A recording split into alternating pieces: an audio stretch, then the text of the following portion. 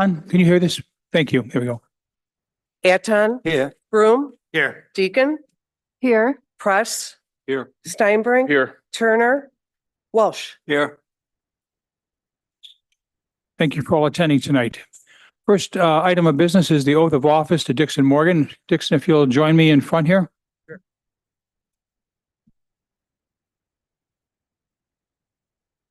Please raise your right hand, repeat after me. I, Dixon Morgan, I, Dixon Morgan, Jr., Jr., hereby swear hereby swear that I will support the Constitution of the United States, that I will support the Constitution of the United States, Constitution and laws of the state of Ohio, Constitution and laws of the state of Ohio, and the charter and ordinances of the village of Gates Mills. and the charter and ordinances of the village of Gates Mills, And that I will honestly, that I will honestly, faithfully, faithfully, and impartially and impartially perform my duties as the village treasurer, perform my duties as the village treasurer to which I have been appointed to which I have been appointed according to law and to the best of my ability. according to law and the best of my ability. Thank you very much. Thank you. Congratulations. Thank you.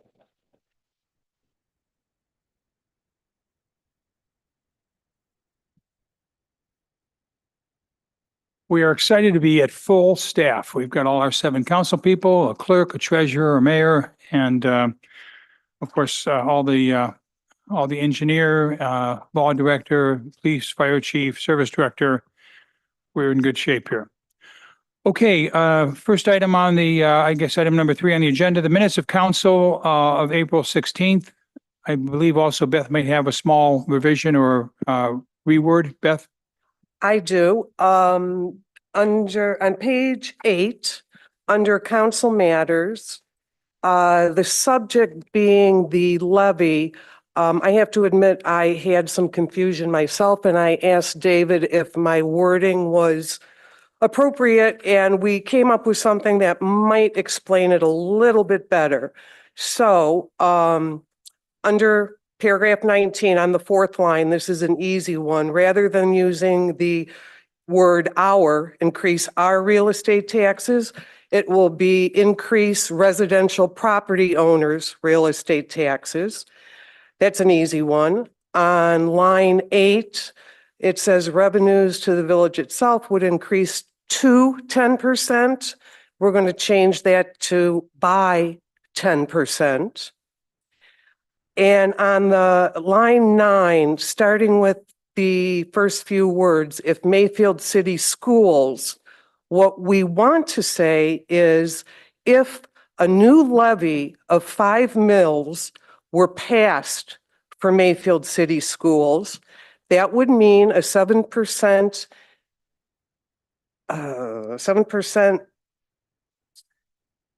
real estate tax increase to residents and a 10% real estate tax revenue increase to the school board. Whereas the 30% real valuation would only increase the school district's real estate tax revenues by 3%. That is. Does that make it any? It's all correct. Whether it's understood or not is a separate question. Is everybody okay with that? Move to approve. Second. Aton, Yes. Broom, Yes. Deacon, Yes. Press, Yes. Steinbrink. Yes. Turner. Yes. Welsh. Yes. Thank you. Thank you. Next item on the agenda is the pay ordinance number 1285 for $678,386.84. Move to approve. Couple of quick questions. Yes. And I apologize, I was not able to make the budget meeting last night, but there was talk, I believe, in the November or December budget meeting about reducing or eliminating the village paid security costs for village residents, that the village was picking up some of those costs and we weren't sure if some of those residents were even still using it or not. And so I see the American security charge on here, and I just wasn't sure if that got picked up, or I think there was discussion about a notice going out to residents, or at least doing some more, because I think the cost is about 15 or 20,000 a year is what the village was paying. Right. So the chief might be able to add some details if we need it now, Okay. but in short, going back 10 years when the village stopped the dispatch service that agreed to pay for the monitoring only service of the homes that were covered. And I don't recall the number, I'm saying 75, let's say. And that cost has been continued to be borne by the village. We did have American Security out in February, March.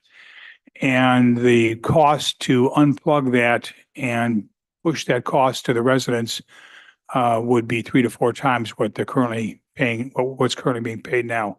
So we have the village has continued to pay that monitoring cost. And as those homes are sold or those individuals leave, that same service will not be provided to the successive owners. Chief, is that correct? Okay. Okay. And then the Inglebrook construction, Engelbrook, Dave, most of that is work done, the bathrooms, Sarah's, okay, anything else, Dave? Coffee shop. okay, If you've got specific questions on numbers, we can get you the details behind those. thanks. Quick question. Yes, David. I've forgotten. Who is Charles Harris Associates? What have they done for us? Who is what? Charles Harris Associates. The auditor, For what? the state village. audit. Okay. And this is the cost, what, so far or for the entire audit? That would probably be the progress payment. Okay, Um, that's fine. Thank you. the state requires all villages, municipalities to be audited, and then the state could choose whether they want to do it with their own people or subcontract it out to CPA firms. In this case, Charles Harris has been selected by the state. It's every 2 years, right? It's every year. They usually do the audits. I mean, every year is subject to audit. They usually do the audits every other year to encompass a 2-year period. Right. Thank you. I think I need a second. Second. Thank you, Craig. Any further comment or questions on the financial ordinance? Okay, roll call, please. Who was the first, please? Ed? Okay. Eton, Yes. Broom, Yes. Deacon, Yes. Press. Yes. Steinbrink. Yes. Turner. Yes. Welsh. Yes. Thank you. Next item on the report is the mayor's report. I've got quite a list of things to cover with you this evening. Item A, Brigham and River Road. At our last council meeting, there were comments from a member of the audience that there was a combination of either safety, noise, or speed issues at the corner of Brigham and River. The few residents have met with us since that period. We had a meeting between 3 of the residents and myself, the police chief, the village engineer, the service director, the police lieutenant, discussing what is the issue. Is it speed? Is it safety? Is it noise? And listen to what the residents were concerned about. As things are now, they had 3 requests of us. One is that they have a chance to meet with ODOT directly. Number 2, that there be a study done of the area. And number 3, that there be a committee of themselves to work through the issue. At the meeting that we had, we shared the data we had that showed speed, including some speed data we had taken a week or 2 before. It was not conclusive, but it was indicative. We talked about the accidents that we've had there, which are essentially very few over the last 3-year period. And what might be some behavioral things that could change the way drivers behave at that intersection. It's a good conversation between the 5 of us and the 3 residents.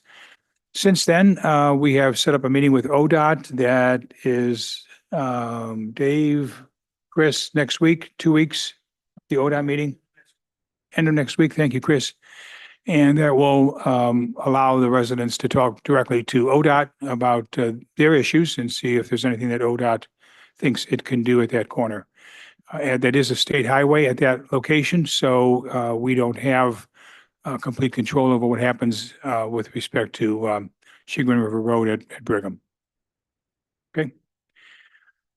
Also, while it's not on here, I'm just trying to respond to residents' comments. I did have a letter from a 13-year-old boy that wondered why we can't have a bike path.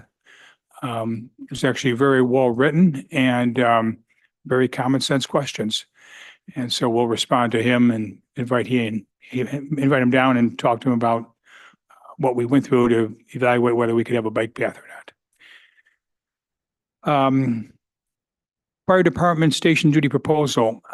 You have in your packet, council, a proposal that I have asked Tom and his staff, Mike Feig and Rob Jameson and Tom Majeski, to take a look at staffing the fire station with one individual over the period of time when the service department is not here, which essentially is Friday at 4 when they leave until Monday at 7 when they arrive.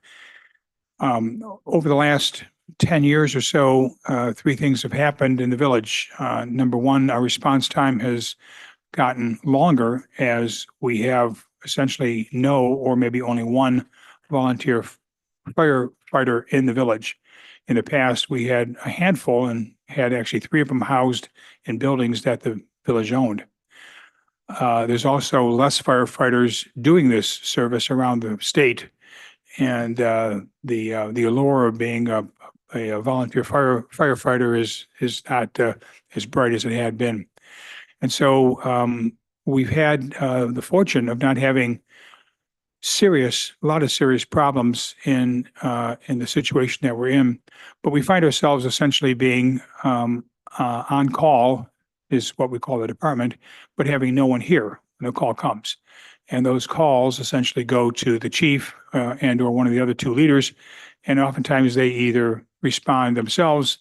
Obviously, mutual aid is called to respond when it's a fire. People hustle to get to the scene. I thought it was good to take a look at what it would take to man the fire function. And through a period of a couple of weeks and months of proposals, Tom and his team have put together a proposal that's going to cost us about $25,000 this year for the 6 months. That would essentially have one firefighter on call on Saturdays here at the station. Saturdays happen to be the biggest day of all of our fire calls, and that's why we selected that day. So with that, Tom and his team have put together three documents that you were sent this weekend. One is an outline, one is a proposal, and one is what they would actually do. In addition to manning the station, there are a number of things that can be done if there isn't a call. We have over 700 fire hydrants that need to be tested and maintained. We have training that can be done as well. There are other service hours that can be used by that person. So let me see if Tom wants to field any questions from council. I think the write-ups were pretty thorough. By the way, we are, not that this is driven by this, but we are running under budget, so to speak, in the fire department this year. So we've actually had less EMS calls than we've had last year, and that's created a savings in the fire EMS line. So we're not doing that to try to use up these dollars, but this proposal of $25,000 won't cost us any more than what we probably have already saved. Tom, do you want to take any questions from council? We would look to start this summer. And I think Tom has already socialized it with some of his firefighters in terms of how this would work. Any questions? We also realize that if we do this, it may be something that we expand next year, or if it doesn't work well, we don't do it again. If we did it for the full year, it'd be more like $80,000 to do this, and we could even stretch out the days. Perhaps you do it on a Sunday or over the holiday weekends. But this seemed to be a measured way to see if we could provide some initial staffing to have a firefighter on premise. So you're talking about phase one only at this stage, is that right? Yes. Okay. So that's Saturday only. So that'd be 4 o'clock Friday till. No, the Saturday only would be like 8 o'clock in the morning on Saturday till 8 o'clock in the morning on Sunday. If it's a good idea, what's the argument for only doing Saturday and not doing all three phases? I think part of that was budgetary, that they wanted us to phase it in over a period of time. If council would like us to start with the entire weekend, we'll gladly go ahead and start to do it over the entire weekend. The Saturday was picked again because that has been generates the most calls for us for days of the week. I think as well, Michael, just a manpower, we're generally staffed here by volunteers. And so you'd be looking to try to get our existing part-time volunteer force to all of a sudden I take think it'd be on. an excellent idea to cover the weekend, who knows what's going to happen when, and what, Yeah. I think that's a great idea. Steve Zardy used to live there back when he was fireman and policeman, and he would respond to all those calls. I know there's a living area in there, isn't there? So, I think an important fact in this whole thing is a comprehensive study was just done, and there's definitely a concern to maintain safety. And a big benefit for our department will be that as soon as the call comes in, the first engine's going to leave. So what we see now with the way our volunteers are spread throughout the area, for example, we had a mulch fire, I believe, up at the environmental center, and it took me almost 6 minutes to respond from home. Well, I had to wait another 11 minutes until the engine got there because, somebody had to drive all the way to the station, pick up the engine, and drive the 9 minutes to the environmental center. So that alone will help our insurance ratings, and I believe is a benefit to the residents because again, you're getting help to the people that need it sooner, and it's got the equipment that's necessary for us to work. So you need a motion or anything, or? You can't drive the truck every day. You can't drive the truck every time. I mean, just looking at the map, realizing that probably even our average response time is skewed favorably because if Paul Nemisto is the responder, he's there quickly. That's correct. But if then we've got to wait for Nick or Armando, I think who are the two next closest. Nick's not too close anymore. Nick lives he's what we call second tier. I would classify myself as second tier. The benefit of us having the voice pagers that we have through dispatch and also portable radios, we can converse on the way and put a strategy together. And when the engine arrives, we're all ready to work. And in the event that it is a true working fire, we can coordinate with mutual aid coming in. So Tom, I have a couple of comments. A couple months ago, Chief Jameson talked with us, I think it was in November, about, the increase in incidents. We've got at least one group home here. We've got an aging population. It's a total residential community. And we've had a lot of storm issues, which all require more activity by the fire department. We are the only all paid volunteer fire department in the county. Right. So while I certainly understand and agree that we need to do something to make this an even safer place for our residents, I am concerned about the long term, and that this is ultimately a very costly solution. And I don't know, I'm sure that you've talked to other communities, but it'd be interesting to know again what's going on in Moreland Hills, Hunting Valley, and ultimately we're going to have to come up with a solution. I know that we're sponsoring a student for the fire academy, and I think that's great. And I've talked to you before about if we can maybe do a program to try to encourage more of our residents to maybe become volunteer firemen, all those things. But I want to make sure that we're doing those things while we're also adding more more staff. And I think personally, it's prudent to do it the one day, start out with that. As Dr. Supis used to say, what is one life worth? I think it's well to do the weekend and cover ourselves, because I myself have used it a couple times lately, and Can I get it's nice to have it there. Ed, can I get a response from our chiefs? Yes, I realize your concerns and long term, I think 5-10 years down the road, we're becoming more of a regional fire department. The way we work, the way our automatic aid, our mutual aid works. We go probably on more fires now than we ever have because we're tied in with the region. And that is our buying card and to have them respond when we need it. So, although I understand that, when you look 5 or 10 years down the road here now, keep this in mind. 30 years ago when I started here, we had issues back then, but the fire department brought their training standards up. Their response has been phenomenal to a lot of these calls. And we never have missed a call. And that includes during the COVID emergency. There were a lot of departments that were very short-staffed then. We never missed a beat.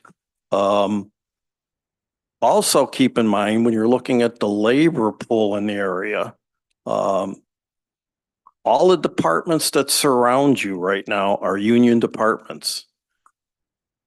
Their staffs are paid at a certain rate. So anybody that would come in here to contract with you has to cover those costs somehow. If you look at the pay rate that we've talked about here, it's at the lower tier of what some of those folks would be receiving. Also, there's no paid benefits other than some holiday time. They're on Social Security. They're not in the public pension system. So to me, that's another savings. So there's a lot of pluses to keeping the department going in the direction that it is. I'm not saying 5 years down the road, 10 years down the road, we might do a soft merger with somebody and combine, fire and EMS services even more. But right now, we want to make sure that we're providing the safest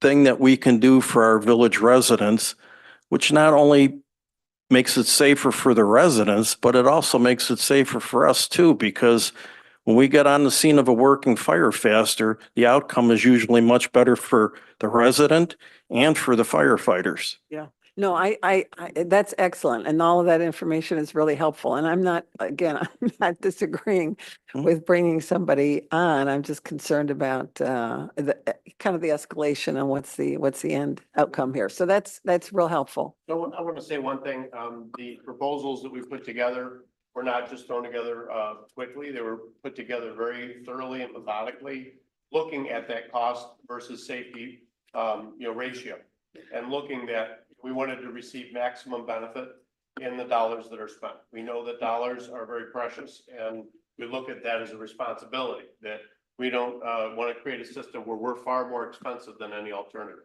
Yeah. We know that the village has looked at alternatives in the past and found them to be very expensive, found them to be somewhat uncontrollable in cost and what the future might be. All the surrounding departments in our area have added staff considerably in the last 10 to 15 years.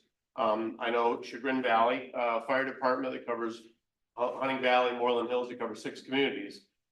Starting June 1st, they're going from 4 to 5 people around the clock, and that cost is being absorbed in their contracts. Their goal is to go to 6 people.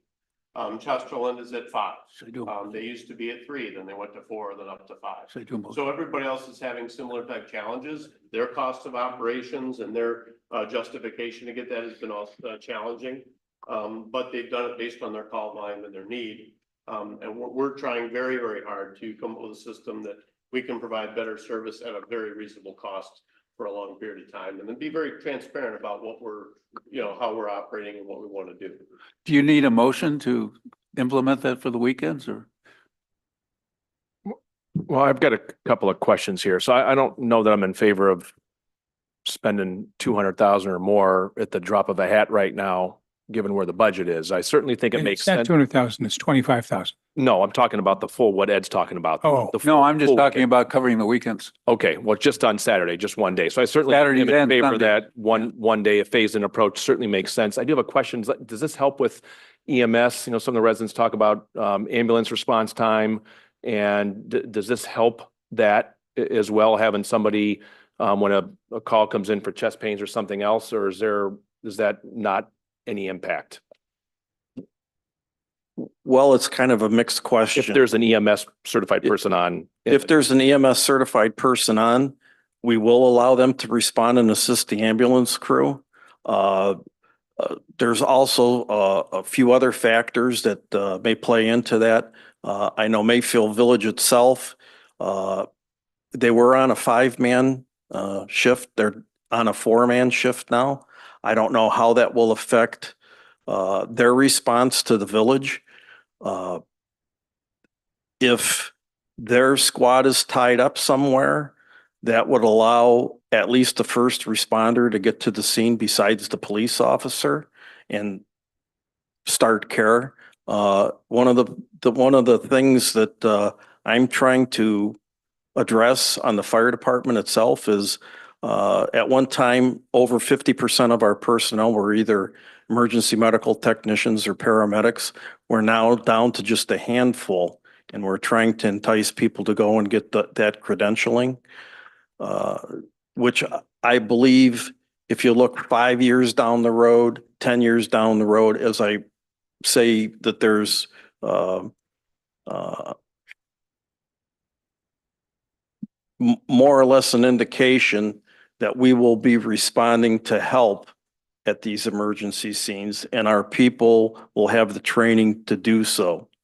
Well, why don't we insist that anyone who doesn't have EMS training gets such training at our expense, and we'll give them whatever reasonable amount of time is to do that. And if they don't do that, then they're out. I would hate to turn away any of our firefighters at this point because there are probably some that would not want to take that. Of course, those are probably some of the same people that won't sign up for the station duty time.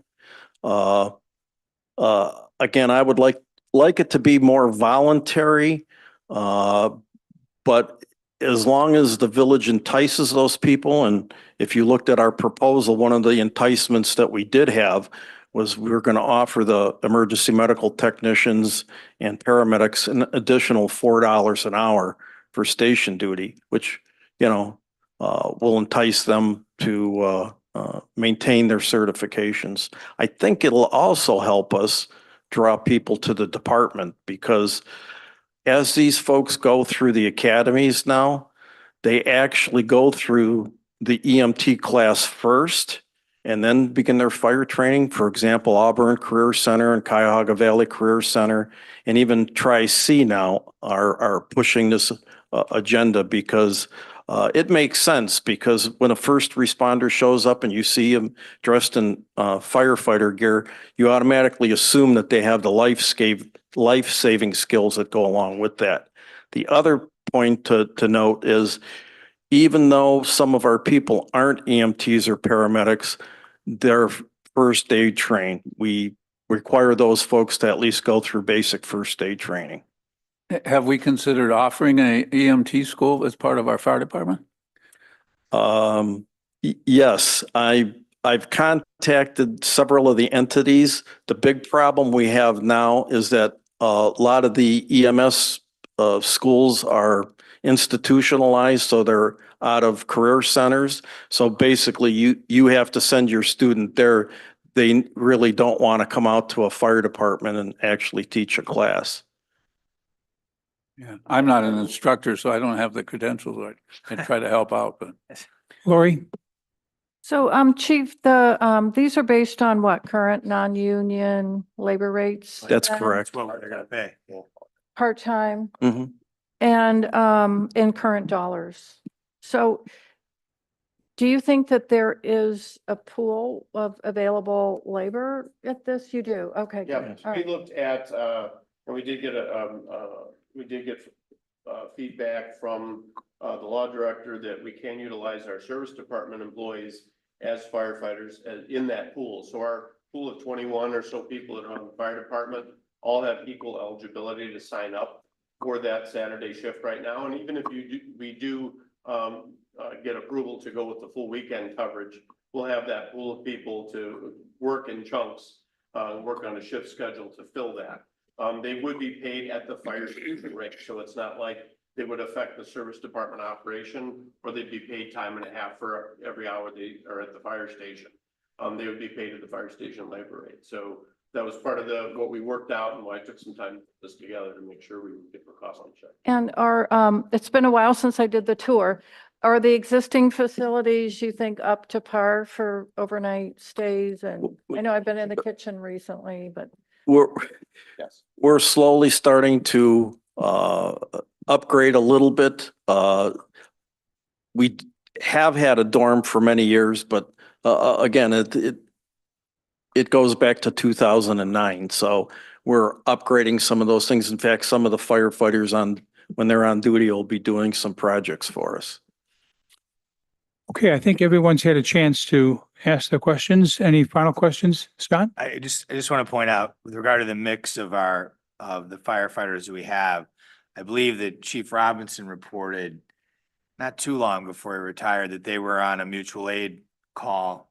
Maybe it was Hunting Valley, Russell, and the chief from one of the other departments came up and told Chief Robinson that our guys, and I'm going to quote, are rock stars. So we have a really good crew. I think we got to let them do what they're good at doing. They're a good crew, and Thank you. yeah. They'll That's enjoy very hearing that. well put. Thank you. So I think we're doing a few things on the safety side. Number one, we are supporting the cadet program. We have a cadet signed up. We reported that last month or the week before that. He was here the other day for training and I met him. And we'd love to get more. The village is paying for that cost through the Auburn Career Center. As Tom said, these schools are now centralized or regionalized. They're not going to come to you. You have to go to them, but that's fine.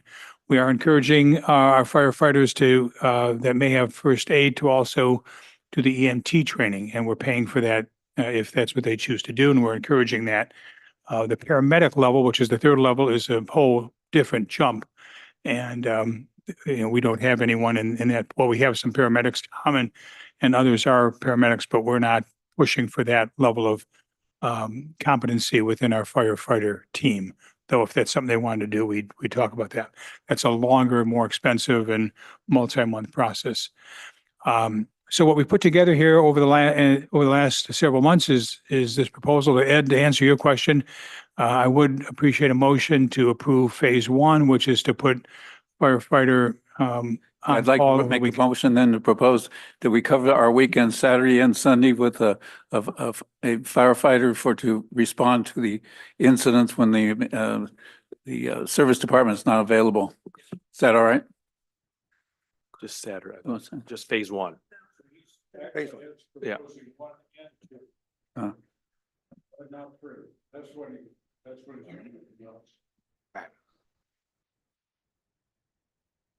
Okay, do we have a second?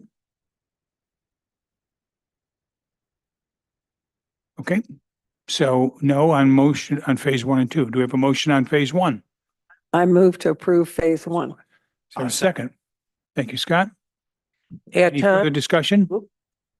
Now, phase one would cover just Saturday? That's correct. All right. Well, we'll start out there. Roll call. Eton, Yes. Broom, Yes. Deacon, yes. Press, Steinbrink, Yes. Turner, yes, Welsh. Yes. Thank you. I think that's a good way to start. We've got while we have 21 firefighters in the roster, several will choose not to be on this program. And before we say we need Saturday, Sunday and full coverage and swamp what we have, let's work into it. So Ed, I appreciate your support for the firefighters and for the safety of the villagers. And thank you, council members, for letting us get this start. Tennis and pickleball update. Very simply, the nets have arrived and we've advised Clark Langmack that Dave's team will put those together when the weather gets poor and they're not forced to work in the beautiful green outside weather. So hopefully the pickleball nets will be put together the next week or two and the surface will follow that. Encore update. Encore is a month from now. Jerry has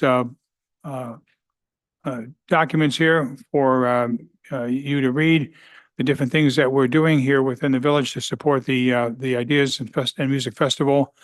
June 6th, the string quartet performance and story time for kids of all ages at the community club, sponsored by the community club at the nature camp. A music ensemble quartet performance sponsored on June 10th by Burton Court next to Sarah's Place. June 21st, the Garden Club Tour, which is always a large event. A quartet will accompany the Garden Club Tour. And June 23rd, Camarada, which is the final festival here on the Village Greens. We have had a meeting internally within the village to talk about chairs and audio-visual equipment and staging and so on. And I think everything is moving along fairly well with the Encore. Okay. Next item on the agenda, mayoral appointments subject to council confirmation. There are, if you would allow me to do it this way, I'd like to explain what we have and then perhaps if council is willing, approve all of them with one motion rather than several individual motions. The Budget and Finance Committee, we'd like to add Charlie Baker to that committee. Charlie's been an active participant to all the meetings, has a consulting background, has lived here a long time, and has a sharp pencil. So we would like to add Charlie to the Budget and Finance Committee. The Investment Board is part of our investment policy statement. That position, while it's in the ordinance, has never been staffed. It does call for 2 council members to be on the board. I'd like to propose that the board include 3 people or consist of 3 people. Dixon Morgan is the chair of the board, who's also the treasurer of the village. That makes so much sense. And David Atten and Michael Press being the 2 council people required. Next, the Tree Canopy Subcommittee. We have, at the meeting just a week ago, put together 3 subcommittees and 1 committee on the natural environment area. The Tree Canopy Committee had 2 individuals from the village, 2 individuals from the Land Conservancy, and 3 individuals essentially at large. Those spots are listed. David Atten and Sandra Turner would represent the village on that committee. Nat Smith and Mitchell Bass would represent the Land Conservancy. And Eric Carlson, Holly Matthews, and Lucy Chamberlain would represent the village residents at large. And I would say we have some real expertise there. Each of them has written to me with some of their background, the context, their training, their education. It's really very impressive. And really excited about this subcommittee. And Move to approve. one final one, Ed, if you don't mind, Trina Nemistill, who has been here most of her life and oftentimes comes to council, was a councilwoman, I think, for 10 years, is interested in serving on the committee, and she and I met last week, and we're going to appoint her to the service committee. Good. So let me just, before a motion, To approve. Yeah. thank you, Ed, for the motion. Have a second? Thank you, Laurie. Let's have any conversation or questions. I have a question. It's probably, so what is it? What is the service committee? Is that within the umbrella of the Preserve Protect or No, which the service committee is the regular service? regular service committee. Okay, all right. Thank you. You're welcome. Any other questions? Okay, roll call, please. Excellent choices. Thank you.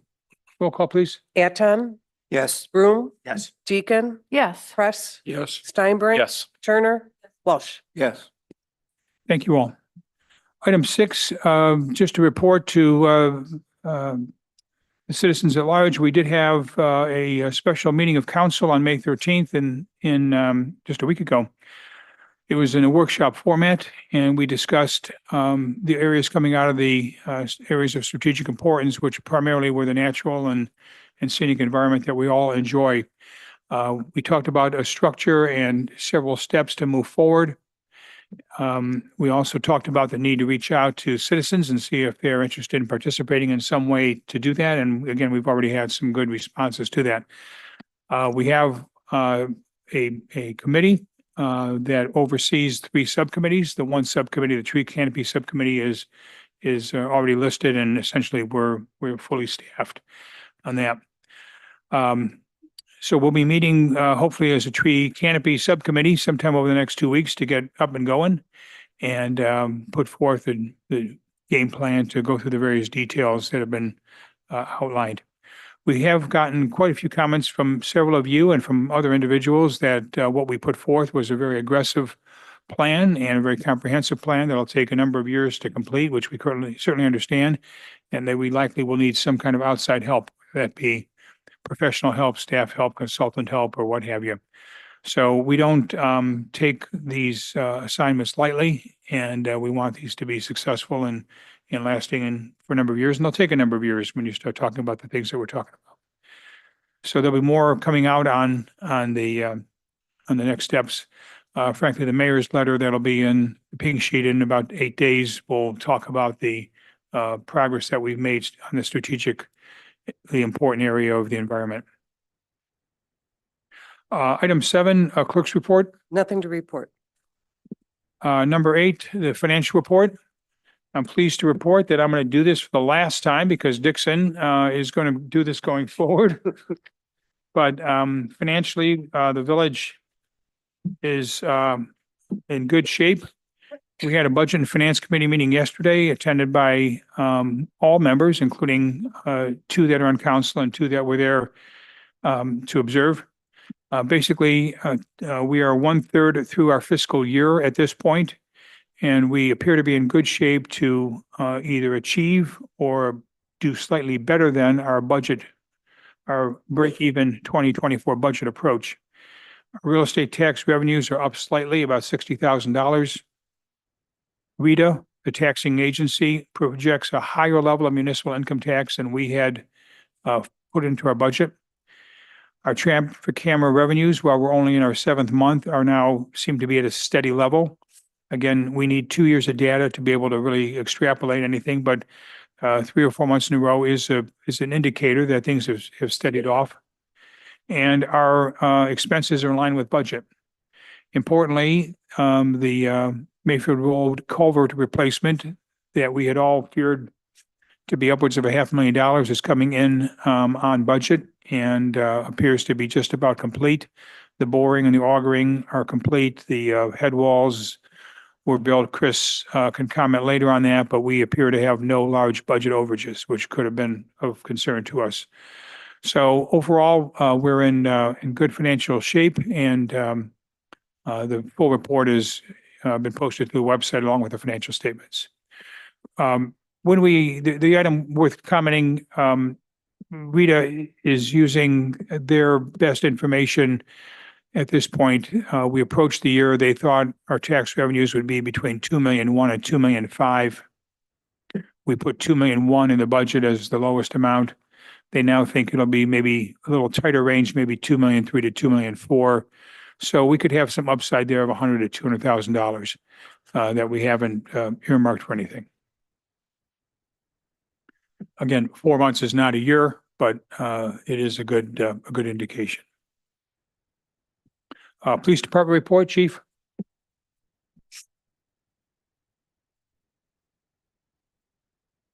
Thank you, Mayor.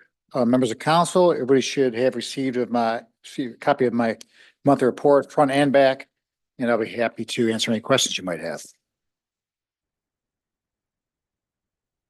After the report came out, I just thought I would mention this here tonight. So we did break a record with the speed on Mayfield Road. We had a car Tuesday night at 97 traveling westbound at 10:28 p.m. So, and that's another one of the reasons why I supported the program. I mean, nobody's chasing us. Nobody's trying to stop a car driving a speed like that. It'd be ridiculous. And any questions of the police chief? Okay, thank you. Dave, Service Department report, please. Thank you, Mayor. Members of council, you should have received a copy of my monthly report. I'm happy to answer any questions you may have. Just to follow up on what the mayor talked about with the Mayfield Road culvert. As he said, the pipes in place, the head walls are done, and we have a little bit of cleanup and final seating on the north side. They would expect to probably start breaking down and finish up this week. So that went extremely well for us. You'll also notice that we have started the road programs earlier this year than in the past. The service department paving is being done this week. The county line road, Chris, 6. So 6 weeks, 8 weeks maybe, okay. And obviously the culvert has been replaced or will be replaced. The drainage on Som is already done. Correct. So we're ahead of the game on where we were last year, time-wise. Make sure we take advantage of the good weather. No other questions. That concludes my report. Dave and Joe will talk about recycling a little bit later when we get to that point, okay? Tom, Fire Department, any further comments you care to make? Received a copy of my written report. I would like to add that we've upgraded our first aid jump kits and oxygen equipment, some of which were outdated. Purchased supplies for hydrant maintenance so that we're ready for that project. And some of us attended updated classes on electric vehicles and lithium-ion battery disposal.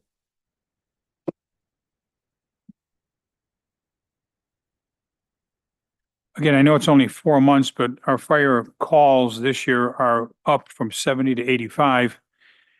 And our EMS calls are down 54 to 82.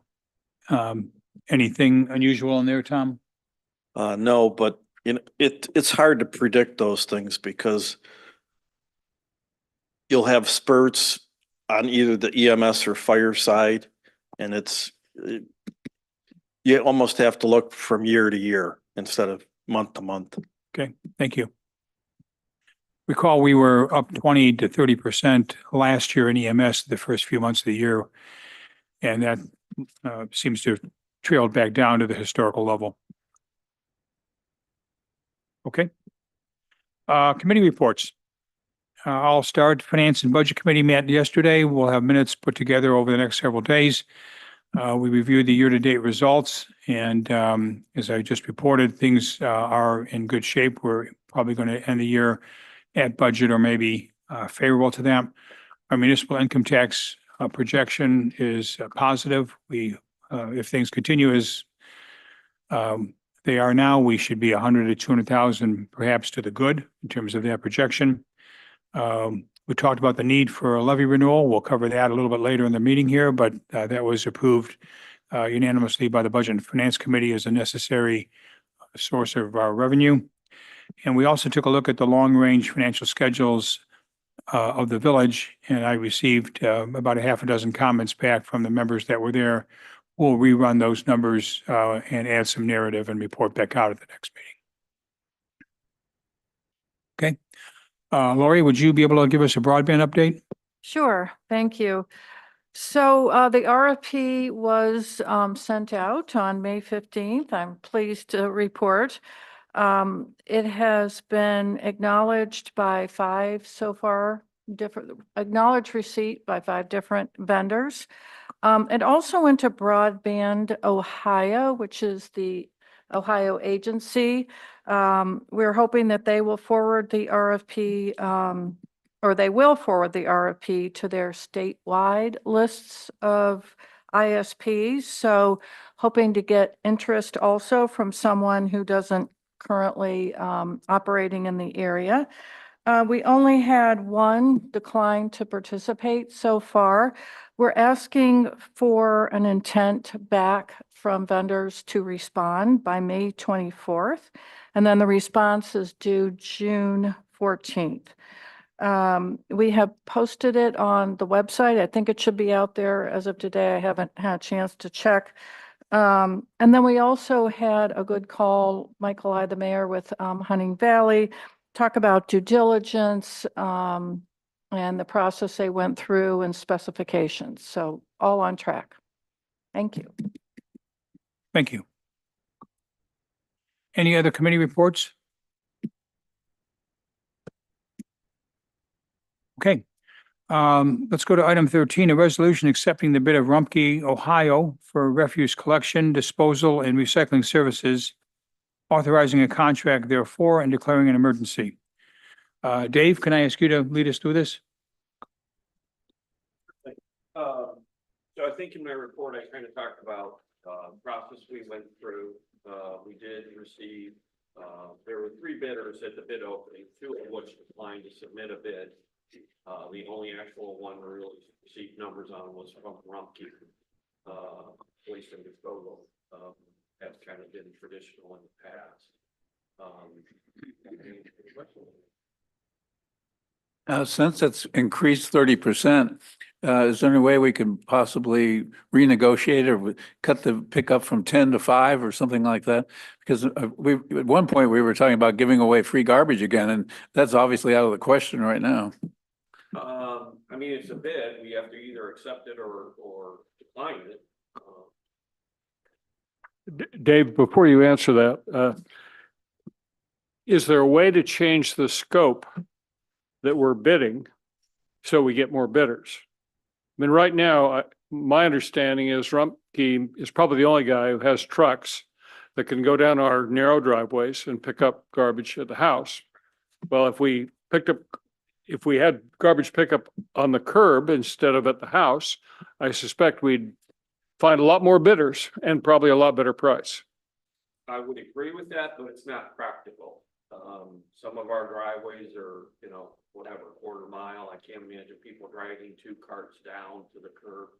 Consider Brigham Road. I can't imagine lining 2 carts at every drive down Brigham Road. There's no curb, there's no sidewalk, there's no tree lawn, they're sticking out in the road.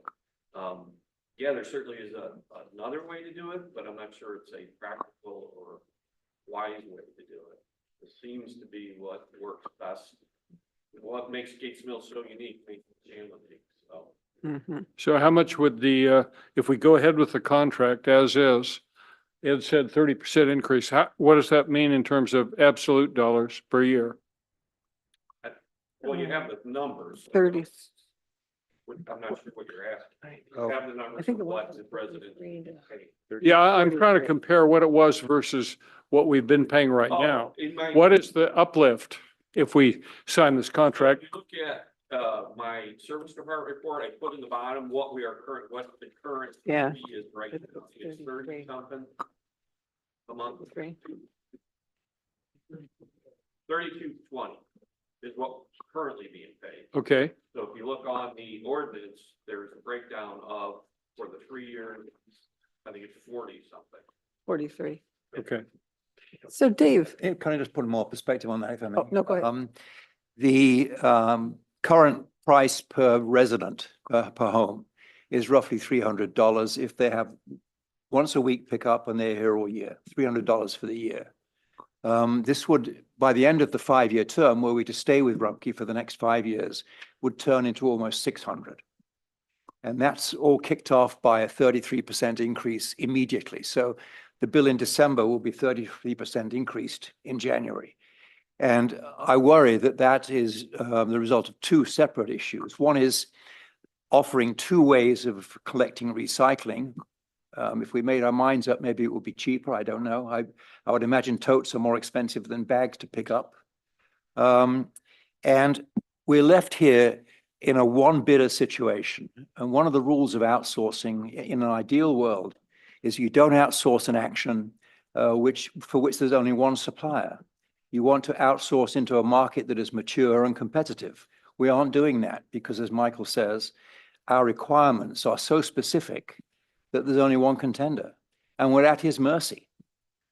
So maybe one of the alternatives here is that we do it ourselves. I just don't know. I have not seen any numbers that suggest that's out of the question. But if we're looking at $600 per resident and all the homes contributing or participating, that's a lot of money. A truck and 2 guys and those little things they take down the driveway. I don't know what that costs. We ought to look at that. I feel very vulnerable that we have only one contending supplier. If we sign this contract, Dave, whose choice is it whether to continue into years 2, 3, 4, and 5? Is it our choice or is it Rumpke's choice? So if you approve the contract, you're approving it for the first 3 years. There's 2-year option. We've done this every time. There's 2 additional options solely at your choice, 4 and 5. Okay, so we're locked in for 3 years. After that, we're not. Yeah. So we've got 3 years to look at alternatives. Mhm. And that was the structure we have currently. It was that we're in the second option year at the moment. Right. I have a question. The proposal indicates that we have a choice between bags or the totes, that they're exactly the same price. Now, David and I were part of a 50 household survey. It would be very important to know what the results of that, 50 home pilot. But it would be very important to know what the results were. And I know you were preparing a survey, so I'd like to see that go out and have us have responses from these 50 households so we can make a decision about, well, one, we'll probably hear something about, and maybe we include questions about the service. And 2, what did they think about the experience? I could give my opinion, but I would defer to the survey. Yeah, I would say just in general, I mean, we did talk to a few people in person as I came across, people calling me or if I ran into them, they were part of it. I would say in general, most of them were in favor of it. I know of one, she didn't want it at all. She actually asked us to remove it. You're talking about the bin, the tote. Yeah. She actually said, no, don't want it. Come get it. I'm not using it. So, it's gonna be mixed. I don't doubt it. But I would say from the people I spoke with, most were in favor of a tote system. Joe, is it your experience that the totes will improve recycling? Yep. This is Joe. He's our representative with Rumpke Disposal. So. Oh, he's the man. Mike's on now. Thanks. Yep. Good evening, Joe- everybody. Joe, what's your last name, please? Joe Schofstall. Thank you. So I'm the municipal sales specialist for Rumpke Waste and Recycling. So I work with Dave on the contract. So I'd be happy to answer any questions in regard to your question with the does it make recycling better? Yes, that would be the answer. The blue bag way of recycling is a bit outdated. I think there are only maybe 3 communities in Cuyahoga County that still use blue bags. So with the carts, you're gonna get a cleaner, well, more people will probably recycle with them. That's what we saw with the trial, that you're getting, almost everybody had full recycle carts, which is a great sign. And that's something unique that we did. And it was, we got positive responses in our customer service department. Residents were asking for them back. They wanted the carts. Go ahead. Joe, I've got a question here on section 2 of the resolution. The wording says, and the frequency of collection of refuge and recycling shall be at the election of the resident being serviced. Correct. What does that mean? I mean, it sounds like I could have my garbage collected every other week if I wanted, or every third week. That's the choice. There's 2. Bi-weekly. There's 2 options. So we have the bi-weekly option for residents, that's for trash and recycling. So they can elect that option, or they can have it weekly, trash and recycling service, which is all outlined in the contract or Presumably bi-weekly is a lower price, or is it, bi-weekly is lower. On the sheet there. Turn it over, Mike. right? Joe, while they're doing that, who bears the cost of the totes? Is that something Rumpke will give us if we go forward? That's all included, correct. We would be delivering the totes and providing them to the residents, 65-gallon recycle carts. And at no additional cost? No additional cost. It's all worked in. I'm curious, it's none of my business, but why is the bid for bagging as the same as for tote? And I'd have thought you'd have had different costs, different effectiveness of recycling. I was expecting there to be 2 separate prices. Is there a reason there wasn't? Not particularly. When we worked it out, it actually, because the price, there's a cost associated with processing and recycling, of course. Sure. And they didn't really outweigh each other looking at our reporting. So that's why the prices are the same. And I mean, we kept it the same also because we would kind of like the village to go to the tote system. We think it would be great for your community and I We could think- offer us a lower price. If, So, Well, the Joe, the recycling is also in our comprehensive plan findings. Oh, we can get there. Steve, Desire for the village to do more on the recycling front, so the totes would seem to be a relatively easy way to accomplish that. Steve, Dave, Michael. if David's right, and there is a better way to do this that we haven't thought of yet, perhaps we could shorten the period that we're locked in. So maybe we're locked in for a year or 2 years versus 3, which gives us more flexibility if we're able to find a better way to do it. We could respond to that in our bid. I will say, when I was here and they were opening bids on Friday, and I did not participate in the opening, but as I was outside, I ran across the Kimball representative. And he was essentially telling us they've decided to no bid. He would be there 11:30 to tell us that. And I said, can you tell me why? He said, you know, the backyard pickups in your community, it's very expensive. We don't have the equipment. We don't have the trucks. And they're not backyard pickups like you'd find in University Heights or Pepper, where the driveways are all the same measure and the little truck goes up and down. We've got windy roads. We've got gravel driveways. It's just way too expensive. And they don't have the trucks. And even if they were to go and buy the trucks, it probably is 6 months, in his words, to actually get the vehicles. So the way we do it creates the cost. I'd also like to add for the backdoor pickup as well, that the price of $43, usually what I see in bids, because sometimes communities kind of have it broken out where you have a plethora of options for your residents to choose from. And usually that price is up to upwards of, $50, $60 per month. We would be using, if we're going to the equipment portion, a specialized truck that has a dump body and a cart tipper on it. So that's something unique that we offer that a lot of companies just don't have that type of equipment. It's basically an F-150 with a dump bed and a cart tipper on it. So, Joe, I may have missed this, but do you track the recycling so that we can use that as a part of our county report? So that's positive. Yeah. Total for each month, that's part of what our recycling report to the county. Okay, Yeah, so sure. potentially it'll go up if people are recycling more with the totes. Correct. So I think your comprehensive plan had it for 296 pounds per household that was in 2016. But the carts, on average, the recycling cart is probably filled with about 8 pounds of recycling. That's like safe. It could be 8 to 11 pounds. So if everyone fills up the recycle cart every week, you're almost going to double that 296 pound mark with recycling per household over the year. So there's a good chance there will be an increase. And then I do send Dave the weights for trash and recycling monthly. And how recycling would work, the roll-off loads would be weighed at the transfer station. So then that's how we calculate that. Thank you. Corey? So just to follow on, do you provide any communication around recycling or what's recyclable, what, codes on the plastic and so on and so forth that will assist people in knowing what they can recycle? Correct, we do. So there would be if this is a recycle car program, if that's what you guys pick here for the village, there would be a pretty in-depth communication process that I would work with you guys and Dave on as far as recyclable, acceptable items go and all of that. So there'd be, initial mailers that would go out. Each recycle cart has a sticker on the lid of it. And we do by shapes and size. That's probably the best way to do it instead of being confused with like the numbers and all that good stuff, because batteries have a recycle symbol on them, but obviously we don't want a battery in the recycle cart.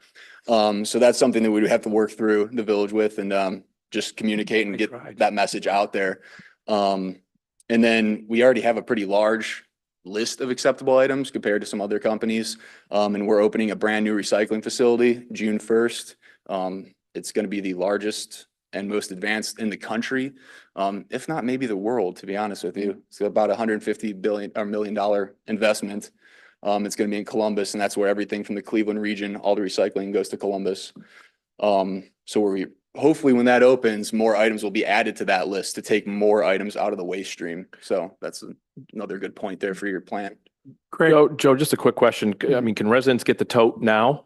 Or does this have to be rolled out through an official program with the village? Or can somebody call in today? Somebody's in the audience says, "Oh, it's a great idea. Send me a tote." It would have to be the official. Okay. Chosen. Okay. Yeah, residents can, rent the, 95-gallon trash cans, but not the cart. Joe, do I understand that if we choose to go forward with you all, that we have to choose totes for everybody or bags for everybody? You can't, it's not a house by house choice. Correct. It would have to be everybody gets a 65-gallon. That's the only way to really do it and keep it pretty fluid. If the other option was the case, the price would definitely go up because you have to kind of pick and choose. Any other questions of Joe? Thank you, by the way, for attending, and thanks for reading the comprehensive plan section on recycling. That's gratifying to see and know. Yeah, I hope you take this as a compliment. Your people are wonderful and they're doing a great job. I was just questioning the dollars, if we could cut it back a little bit. Well, thank you very much for that. I will let them know. And unfortunately, the cost of doing business today has risen quite extensively. So I think what I'd like to suggest is, rather than declaring an emergency and asking for approval today, is to have this on first reading. We've had a good conversation. You guys have given us a couple ideas. Perhaps Dave and I can huddle and see whether we can come back with answers to some of those questions, as well as perhaps some feedback that we can provide to Rumpke. So can I have a motion to have Resolution 2024-19 be on first reading? This is a resolution accepting the bid of Rumpke of Ohio for refuse collection, disposal, and recycling, and authorizing a contract thereof. So moved. Thank you, Michael. Oh, Okay, I'll second. Not much, not needed. Oh, It's first reading. oh, it's not first reading. okay. Thank you, Todd. Appreciate that. Thank you, Joe. Thanks, Joe. Thank you. Okay, item 14, Resolution 2024-16. This is a resolution declaring, if necessary, to renew an existing 3.5 mil tax levy for the purpose of current expenses pursuant to Ohio Revised Code Section 5705 dot 19 cap A and 5705.191, and requesting the county fiscal officer to certify the total current tax value of the village and the dollar amount of revenues that would be generated by that levy renewal, and declaring an emergency. Now, this So- will be actually possibly an increase in taxes, correct? This will provide no increase in taxes. No increase, okay. So just for edification of those listening, the village has three levies, a 3.5 million levy, another 3.5 million levy, and a 3.0 million levy. Every 2 years, those levies are up for discussion and renewal. The levy that we're asking to be renewed was first approved in 2005. It's been approved 3 previous times. This would be the 4th renewal. It's generating $703,650 annually. This is roughly the same amount of money it generated in 2005. So one could say we're operating the village with the same dollars that we asked of you and you gave us 20 years ago. I'll move to approve. Thank you, I'll Ed. second. Thank you, Michael. It's for an emergency. Any questions or comments on the levy? We need a waiver. We need to suspend. Suspension of It's- the 3 reading rule. That would be the first. This is just a maintenance, basically. So It I'll is move we maintenance, so- suspend the 3 reading rule and declare an emergency for resolution 2024-16. Well, could I just make an observation? May I Thank make you. an observation, Steve? We don't have to file this with the county until August the 8th or whatever it is, 7th. No, there's 2 steps. This step is to ask the county sorry. fiscal officer to get the Sorry. information. There'll be another piece of legislation if this is Right, passed you do this it. evening. Do I have to make it an emergency My then? or- mistake, my mistake. That's why the emergency's here. Okay, to- so I'll. so- Don't have to wait. All right. I'll Okay, propose so we got a motion from Scott to, Second, I need a second. Lori, Lori, second, thank you. Roll call. Eton, Yes. Broom, Yes. Deacon, yes. Press, Yes. Steinbrink, Yes. Turner, Welsh. Yes. And then Ed, you had a motion to. I'll make a approve that. motion to approve the tax levy for the ballot for 2024. And I shall second again. Michael, second that. Thank you. Ed, thank you, Michael. All those in favor, or I'm sorry, roll call? Eton. Yes. Broom, Yes. Deacon, Yes. Press, Yes. Steinbrink. Yes. Turner, Welsh. Yes. Thank you. Item 15 is a resolution authorizing and directing the transfer of certain sums from the general fund to the capital improvement fund. You know that at the last several meetings, we approved the expenditure and the contracts, et cetera, for the county line road resurfacing. Those are all in place. We never asked for approval to transfer the money.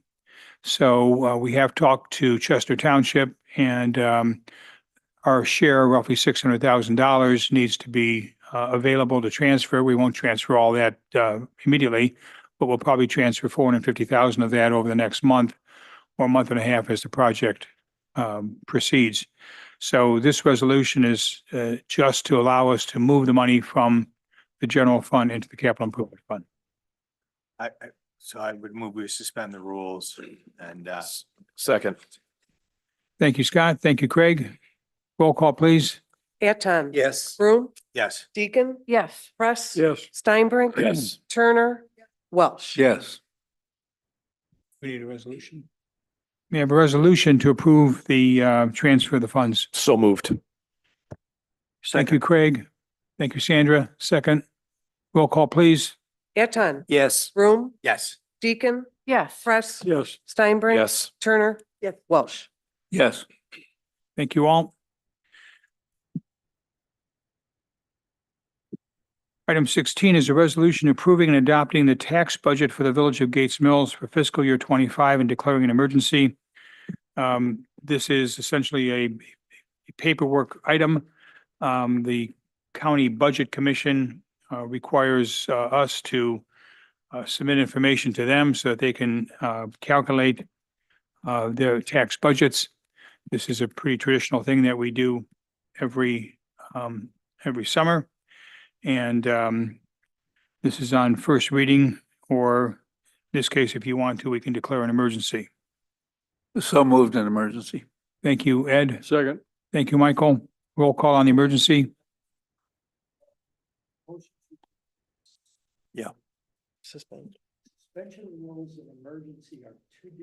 I'm sorry, the suspension of the rules. Okay, thank you, Ed. May I have a second for the suspension of the rules? Michael. Thank you, Michael.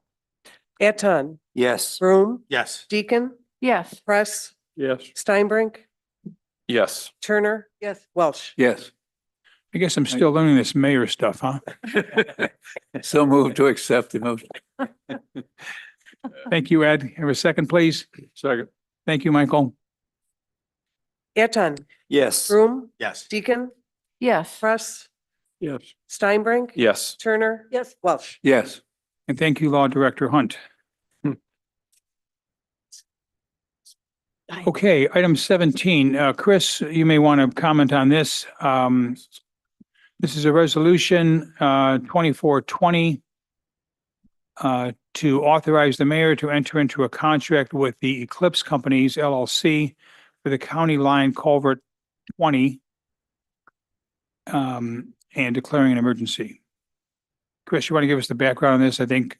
Yes, sir. Helpful. This is the award of County Line Culvert number 20, which is the culvert we are splitting the cost with Chester Township, which is right by address 1120, about 1,500 feet south or north of Mayfield Road.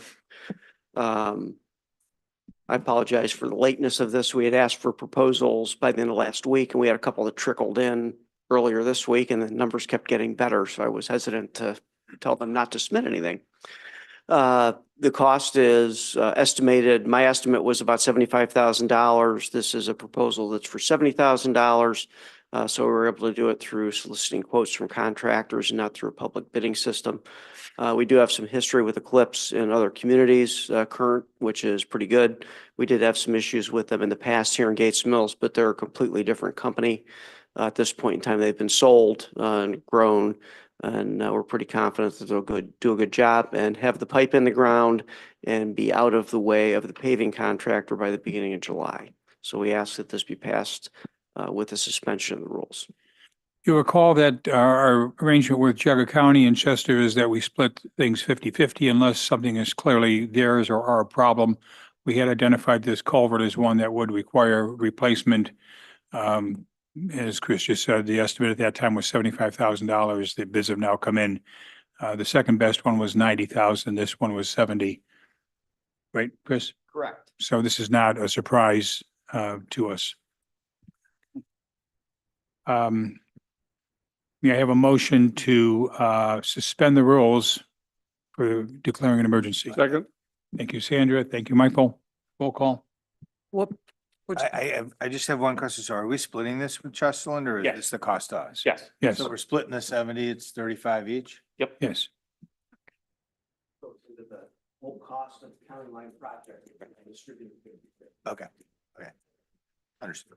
Eton, Yes. Broom, Yes. Deacon, Yes. Press, Yes. Steinbrink. Yes. Turner, Welsh. Yes. Move to approve resolution 2024-20. Second? Thank you, Craig. Eton. Thank you, Lori. Eton, Broom, Yes. Deacon, Yes. Press, Yes. Steinbrink. Yes. Turner, Welsh. Yes. Okay, thank you. Other council matters. Sandra, you wanted to comment about the tree at the post office. Yes.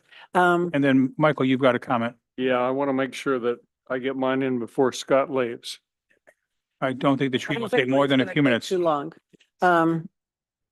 Last December, Paula Knock passed away. She was our USPS postal agent. We agreed at the time, I approached both Mayor Schneider and Mayor Simborski about a special dedication for her. So I've talked with the family and we have come up with a date, Saturday, June 29th. We'll have a tree planting dedication. Her family will attend. We'll put an article in the Pink Sheet inviting our residents to attend. She was someone who, passed away while she was employed. Again, not by the village per se, but she served the village at the USPS. So I hope you'll all be able to join again at Saturday, June 29th at 1 o'clock. We'll have some refreshments afterwards at Addie's Cup. Thank you. Thanks for following through on that too. Yeah. Michael Press. Okay, you guys have heard me talk about charter amendment many times. I'm sure you're tired of it. I'm tired of bringing the subject up, but I'm going to try one last time. A charter committee was formed. In the spring of 22, it met and deliberated for over 18 months. They made a report to the council back in the fall of last year. I think it was September or October. We've discussed it at 3 meetings. We had a little bit of discussion about, Lori pointed out that a significant change was hard to define. And I hope we address that issue. At any rate, the main message coming out of the comprehensive plan, at least as I see it, is we want to preserve what we've got. And put another way, if it ain't broke, don't fix it. We also had addressing the advisory committee, a fellow named Bruce Rinker, who's an expert on zoning and indeed who defended Hunting Valley in the Rowdenwood Manor case. And this is consistent. Doing something with a charter amendment would be consistent with the plan, and it would be consistent as well with Rinker's advice to us. So I propose, it's going to take a while. We don't want to rush a charter amendment. It's a big deal, but I propose that a resolution that council agrees that they'll proceed with the design and implementation of a charter amendment such that any zoning ordinance that either A, change the 5-acre spacing, B, modify section 1160, or C, otherwise encourage higher density housing or multifamily housing shall be submitted to the voters for resolution. I'll second it. There should be a motion. It is a Rather than- motion. Okay. rather than a resolution, it says resolution. Okay, a motion, sorry. I stand corrected.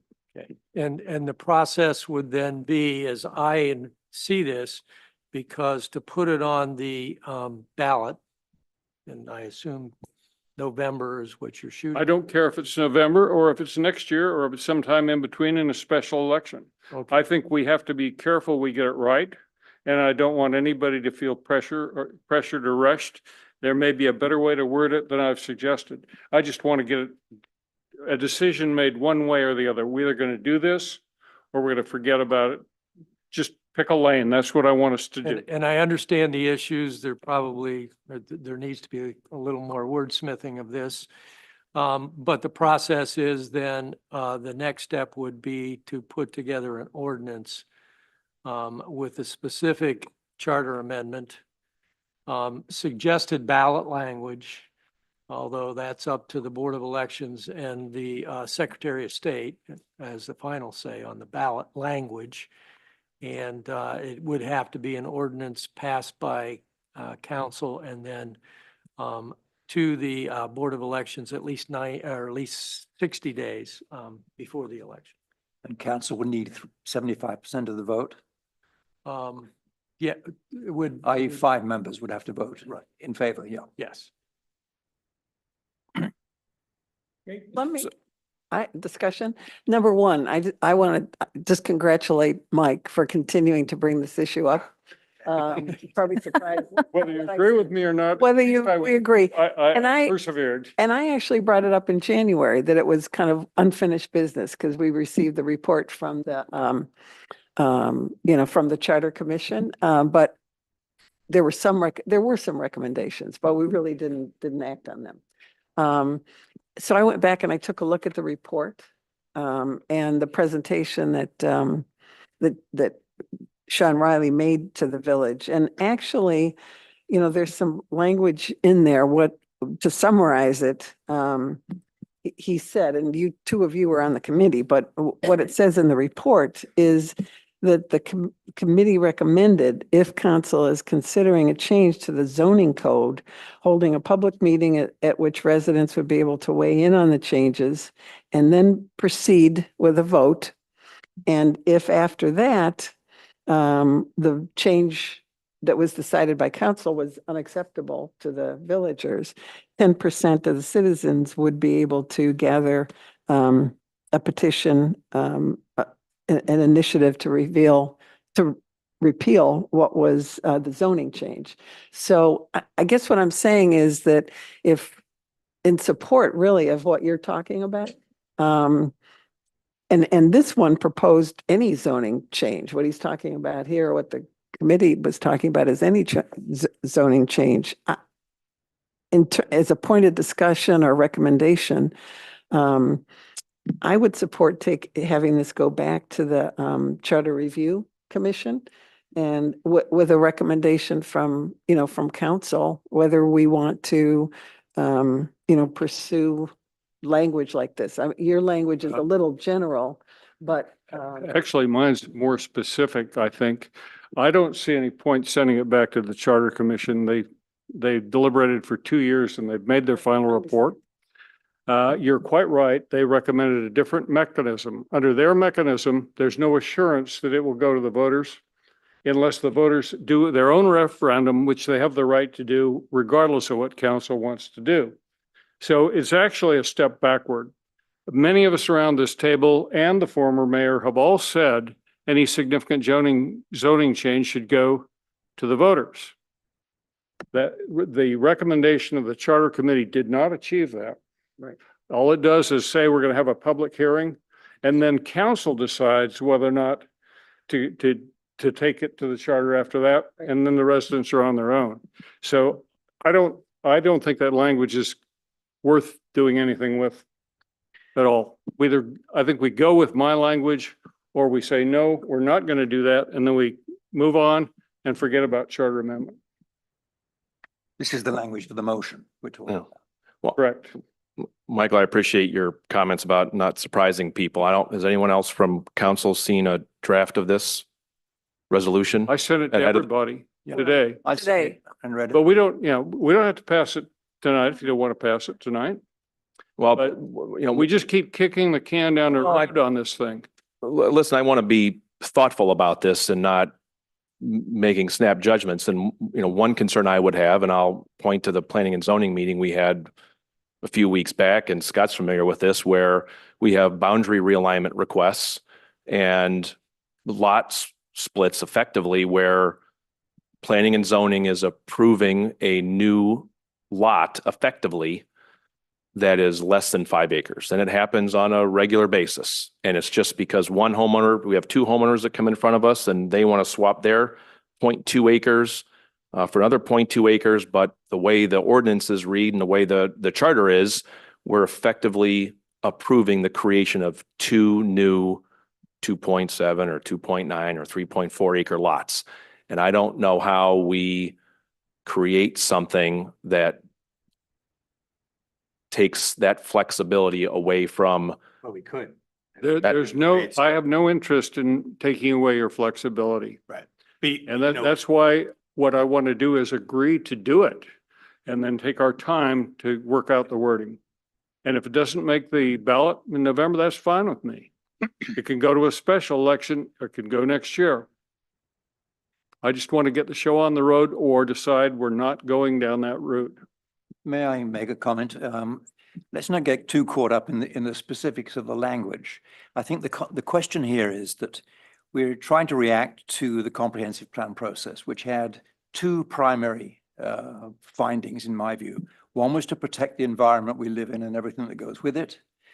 And we don't want any changes, significant changes in zoning. Zoning is a fundamental to the lifestyle we have here. It's fundamental to our natural environment. And the question really is council prepared to trust the residents to take decisions like this? And I think my answer is yes. How we do it is a separate question, but I think we should be asking them for their views, their vote, their decision on decisions of this kind. It's that simple. The wording is a technical matter, in my view. The principle, the philosophical principle is council prepared to shed responsibility, abdicate responsibility to the villagers on this fundamental question at the basis of our lifestyle here? That's the way I see it.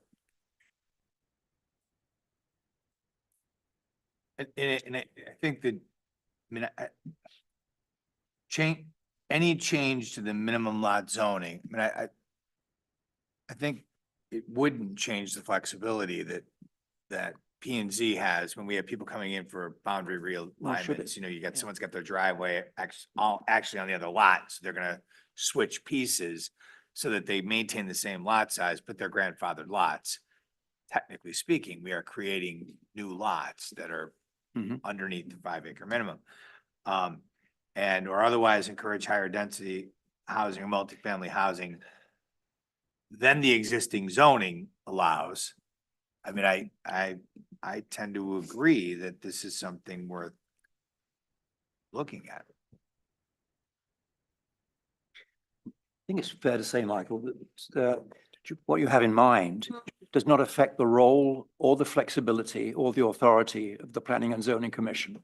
All we're talking about here is switching the role of council to the voters. P and Z is unaffected by this. I would just like to say again, you know, I had an opportunity today to kind of go back and review some of that material, but from really in general, this is a big decision and it was just presented this morning.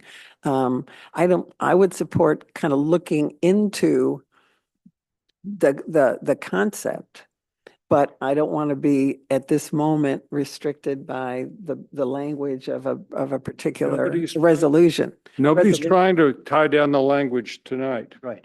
We're not trying to. Language is important, and this resolution has language that is down the road going to bind us. Somebody's going to come and say that Well, was what actually, was in the Sandra, resolution. The language was actually aired at the March council meeting and it was Right. reported in the minutes Right. of that meeting in April. It was reviewed again. So this is actually the 3rd time the language has been used. So we've had time to think about it. We have had time to think about it. So I guess. Well, in all due respect, though, you know, discussing it in a forum with a lot of materials is different than looking at specific language. And I know you're not trying to nail down the language, but this has really been, I think, probably the first. I'm concerted perfectly happy conversation. to have Todd change the language within reason. I'm trying to get a, Right. I'm trying to decide that we need to do something or we don't. I don't care about this specific language. I understand. So I hate to muddy the waters, but there are a number of items in the charter that don't conform with the sort of existing statute. There's a number of kind of technical changes that need to be made. And if we're going to go to the voters with this, we really should do a cleanup of all of that. It really would be the best practice to do that. I agree with Lori. If we're going to do something significant, we should do all the housekeeping changes too. I don't think the housekeeping changes alone merit the heavy lift of taking something to the ballot. think you have Otherwise, to. we'd have done it already. Otherwise, we'd have done it when they made the report 6 months ago. Yeah. Well, they did recommend that. We didn't act on it. Yeah, we They recommended it. No, you we did haven't done it. recommend that. Yeah, we haven't done it. We haven't done it. Oh, they were very clear in their report that they weren't sure it was worth the trouble to make the amendment. That's right in the report. Anybody's welcome to read it. We ought to post the damn thing on the village website. But if we are going, as you said, then we might as well do the housekeeping. And then would it hurt? I mean, wouldn't it be just a good idea to have the charter committee between now? If people are worried about the language, Yeah, right?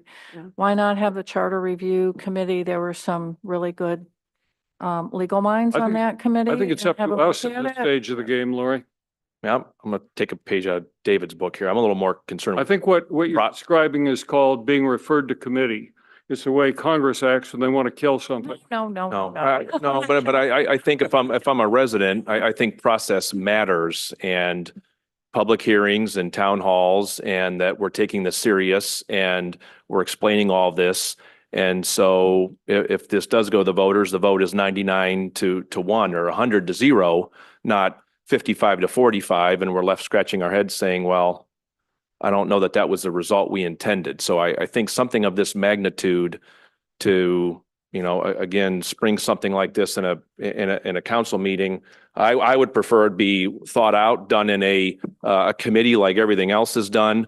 And we have a new administration and maybe the charter review committee is different this time around. I don't know what the answer is, but I would certainly like Your the idea about a opportunity town for. hall is actually quite a good idea. Like I say, the committee, we've committed this thing to death. It's in our hands now. Sending it back to committee is effectively saying, we're not going to do Well, anything. Well, Michael, but would again, you- sorry, I mean, I just wonder, I look at Wade Hill, I look at Hunting Valley, I look at our neighbors and they haven't done any of this. We already have 5 acre minimum lot size in our ordinances. And so I don't know what something like this does for us over and above what we already have. And why communities around us, our neighbor to the south, hasn't done something like this. It's just, Craig, it's just as David said, what it boils down to is if we're going to make a significant zoning change, is council going to do that? Or are we going to let the citizens the residents do that? That's what it's about. Yeah, look, That's basically what we did Try to with make 5 it acres. complicated I- as you want, but it's as simple as that. so I don't want to try to put words in your mouth, Michael, but under the current charter, if it's who goes first, I mean, is the question that we're talking about. Under the current charter, if there were a change, council would make the change. The residents could by referendum overrule that change. At least that's my reading of the charter. Yes. What we're talking about is that the change would have to be made by the residents first. They would have to, we'd have to go to a vote of the residents to make the change. Yes. Right. And so council wouldn't have the ability to make the change and then have it subject to a referendum effort by the voters. It would be, any change would have to go to the voters first. Right. Fair. Council will make the change and then it has to go to the voters to be in effect. Right, Effect. right. That's not what you're talking about. I mean, is that essentially what we're So No, let me try another angle here, okay? I believe my colleagues around the table here would do the right thing if a zoning change were put before us. And I think we would take it to the voters. Right. But if you dial back 3 years ago, we had a mayor and a council that would have done the opposite, and they tried to on multiple occasions. So but I'm I just talking about trust the voters what's the more effect than of I what we're trust looking to do. what some future council, which I'm not a member of and none of us are a member of, Right. what they'll do. But we are subject to a referendum of the voters on this, Todd. I believe that's, as I read it, That's correct. if we did Everybody is, something. that's part of the state constitution, not, and ordinances, the revised code. It's not got This anything to do with circumvents mills. the referendum petition process Right. where 10% of the electors at the last municipal election you have to have that many signatures to put it on the ballot. This circumvents that. I And wouldn't it be. makes it And so if that if there's- council And if wanted council to make do the it, change, then it's got, in these areas, it's got to go to the voters. yeah, if council wanted to do it, they'd have to go to the voters first. Yeah. I've got one Not last comment first, for you guys after they before do we it. After they propose. close out the debate. There are residents in the village right now who are talking about, I don't know whether they're serious or not, they're talking about putting the referendum through on their own Right. to modify the charter if we don't do anything. And As a voter initiative. That As would a be voter an initiative. not Right. a- Now, should we take that? How seriously should we take it? I don't know, but I've had discussions with them. Because they asked me if I would attach my name to their effort. And I've said I'd rather have council do it first. If council says no, then it's a different ballgame. my feeling is that it would be better to have council recommend the change because for the exact same things that Craig was mentioning, that we want to make sure that whatever change that we recommend, that it gets the eyes of Todd, that it gets the eyes of everybody, that we make sure we don't change something that later down the road hamstring something that is a good and useful flexibility. And so I think it's better that we were to look at the charter amendment and to propose it ourselves. The amendment to the charter, not change to the zoning, but the charter amendment to include something along these lines. If someone's going to propose it, it would be better that we study it and do it first. I agree. Yeah, you don't. Anyway, the resolution. on the Ed, do table you, is- Ed, do you have any comments? Excuse me, Mike. I'm sorry, I didn't know if you were trying to comment. No, I totally agree. I think that, this should be up to the voters. When we went to 5 acres, it was up to the voters. And I think that, the village should decide on their own. I was surprised it passed, truthfully, but it did. So the village wants that. Now, do we go back and change what they already want? I disagree with that. So I think we should leave it to the voters. Anyway, we've got a resolution. It's been seconded. Let's vote on it. Well, it hasn't been What is seconded. this? What is this? That's. It hasn't been seconded. It's a motion, not a resolution, right, Todd? It was Correct. seconded. Yeah. Needs to be a motion. Sure. Okay, Michael, make your motion. Beth, you want to read it? I don't have it. I sent it to you this afternoon. I think I you can read already- it again I if think, you'd like. Michael, Maybe just- you already read it and it's just should be a motion and not a resolution. Fine. Okay, so we have a motion rather than a resolution. Do I have a second? Yes, second. I'll seconded by Mr. Atten. Any further discussion? Okay, roll call. Aton, Yes. Broom, Yes. Deacon, So is the resolution, I'm sorry. The motion. It's a motion. Motion. I'm sorry. Can you, I do need you to read the motion if you can repeat it. I've got what You you read it verbatim. wrote, but this says, council agrees that they shall proceed to design and implement an amendment to the Gates Mills Charter such that any zoning ordinance either, and then there's all the language. Okay, thank you. Sorry. And by the way, I certainly agree to include the housekeeping amendments in there if we go ahead with this. Thank you. Okay, yes. Press, Yes. Steinbrink, No. Turner, Welsh. Yes. Okay, the motion passes. Michael, we'll talk about how we go forward with this, okay? Using any other member, any other items of council? Okay, items from the audience. I have one. Sorry, David. David, I have lost track of who runs and who is on the broadband committee. If I could be updated on that, I'd be grateful. I'm not sure who the members are. we'll get you that. Okay. Thank And I you. think the council needs to vote on that, same as we do on every other They committee. vote on all committees when we present them to you. And the designation of the chairperson as well. Ditto. Okay. Absolutely. Thank you. Any comments from the audience?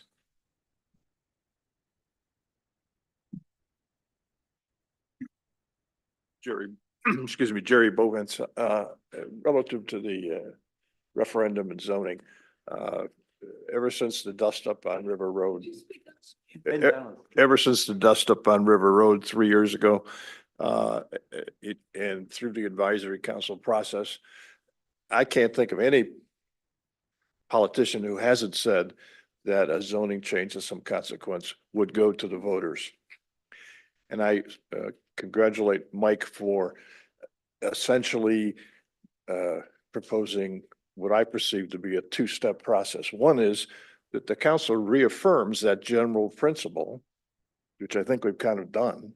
And two, figure out the best way to embed that through some heavy lifting into the charter, which is our constitution, which makes it much more permanent. And so I think that this is a great step. Craig, you're absolutely right. When you change the charter, we have to do some heavy thinking about it. And we've got to start with a report, but the council has to get comfortable with that. But as an interim step, I think this is great, and I salute you all. Thanks. Thank you.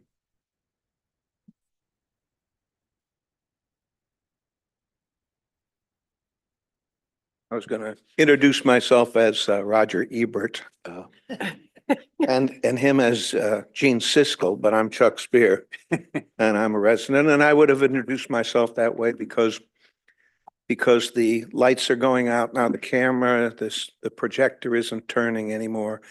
And we, the people, have an opportunity to comment on the movie we have just watched.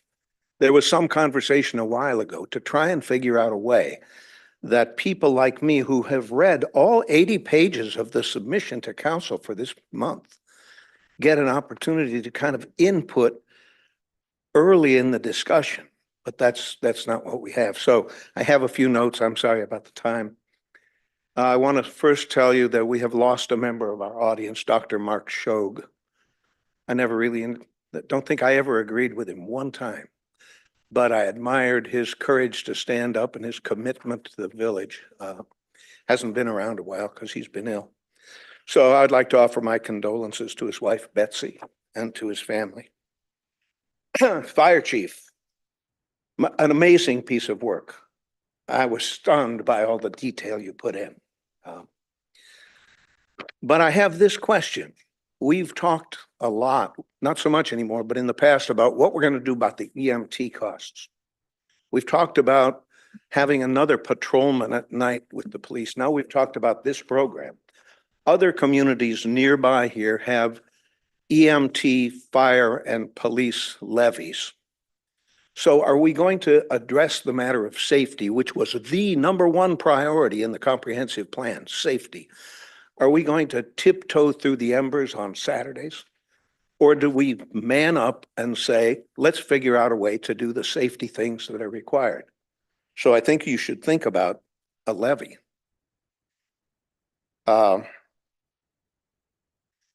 We've talked about new committees, new people becoming involved, the effort to bring them in. It's an effort I have not seen. I haven't seen it in the pink sheets. I haven't seen it in Gates Mills Connect. New names are surfacing. You people have advice and consent. So just today, you put some people on committees. I think I'd have a tough time getting the 7 of you to agree to even what the committee structure is. So I think we're really being kind of cavalier about saying we want involvement and not getting it. Councilman Atten, at a meeting last month, you said if people get a 30% increase in their appraised value, they should be glad because it'll translate to a 3% increase in taxes. I talked to a resident who said he got a letter from the council, or from the county, saying his taxes were going to go up 40%. He's a new resident. So we have 145 new residents in the last 3 years. The average difference between what they paid and the appraised value is over 30%. So I think that I want to hear from you that they will get a larger increase, because saying, don't worry, it's just 3% for 145 new buyers, I think is really wrong. No, you misunderstood. May I clarify? Yes, please. If all property values were increased by 30%. David? Mike? If all property values were increased by the county by 30%, and that's the only thing that happened, their real estate taxes would go up by 3, maybe 4%. I said 3. Okay. It's in that range. Because of the structure of our levy arrangements, the impact is minor on residential and agricultural owners. But for the buyer who paid 900,000 for a house appraised at 600. Well, you're missing my assumption. My assumption is that whatever the current tax value is, goes up by 30%. But I'm asking about those 145 people. I don't know about them. They'll have to figure it out for themselves. Fine. Thank you. I thought that might be the. One comment though. Yeah. Chuck, it's not just the county reappraising the value of houses. We've also got a potential school levy coming up in Mayfield. If they go forward, the board hasn't agreed yet, but they've been talking about it for a couple of years. If they go forward, that's going to be more like a 6 or 7% An additional 7%. Yeah, well, my sole concern here is those residents who hear a comment about 3% and are actually going to get 30 or 50%, because the protection against inflation doesn't apply to a new buyer. Yeah, you're absolutely correct. Yeah. So, okay, well, I'm glad It was to a hear from you. very general assessment. Yeah, I have. The taxes don't go up in line with assessed value. Chuck, anything else? And go ahead. You're absolutely correct. Frankly, if it's 3 or 7, we probably ought to be the ones to tell them about it, or at least warn them. As soon as we know, something's we changing. don't know yet. And Mr. Mayor, I want to congratulate you because I had a comment here that you have made unnecessary. The comment is regarding Ancora. I'm pleased to hear there have been conversations about investment strategy. I want to remind council that our current investment policy is set forward in chapter 15504. And this ordinance has maturity limits, weighted average maturities, eligible investments, and it also creates a Treasury Advisory Board, created it in 2017. Councilman Atten, Councilman Press, congratulations. You're the first members to ever serve on it. And according to the ordinance, congratulations. And Mr. Morgan. And Mr. Also, Morgan. you are ex officio members of the Finance Committee. So I was going to call you out on, we got something, there's nobody in the jobs, but you did it. So We're on There's a lot of things in the village that have operated well, though perhaps a little informally. Yeah. And there's a lot of things that get done that may not have the formality, but we're addressing those. Thank you, Chuck, for all bringing right, that up. that's my comments. Mr. Broom. There's a couple of things I want to, Jerry, this is to Jerry Bohink's comment. Jerry, when you mentioned the dust up on River Road, and I know you're talking about the Glinos property, and I want to make really clear on this because I hear this a lot. And I believe as I look around the room, I don't believe anyone else. I think I'm the only member that was on planning and zoning at the time that the Glinos owner at the time and I was on, Pain and Pain brought their so their proposal. I mean, I want to make really clear, there was no chance that that was going to get approved. None. And nobody in the prior administration or anybody else came to me and said, hey, this thing should get approved, or this is what we want to do. And I will tell you that Pain and Pain provided, they were looking for an advisory opinion essentially from planning and zoning, which we don't give, but they were trying to see whether there was any appetite for that.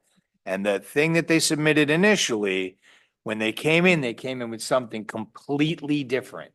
And it was, I mean, out of politeness and respect and the way that we carry ourselves, we didn't ask them to just leave without hearing what they had to say because their proposal was very different, but it had no chance. And no one in the prior administration ever called me and said, hey, you ought to go for this or anything like this. I think we're overblowing that. That being said, Michael's concerned that there could be different councils after us that might view things different than we do, and preserving the place and leaving it to the residents to decide what their community is going to be like. I think it's a good, I think it's a good proposal, and we just have to make sure that we don't cause any of the day-to-day things that we do that keep everything working and flowing, that we don't jam it up by passing something that interferes with those. But I just want to calm everyone's fears that there is not this boogeyman of a development push out there. And I don't think anyone here or anyone on planning and zoning or anyone sitting at the table as the mayor would be inclined to push that. So we don't have to worry about that. Scott, guess I can still share the wood that's down in the between.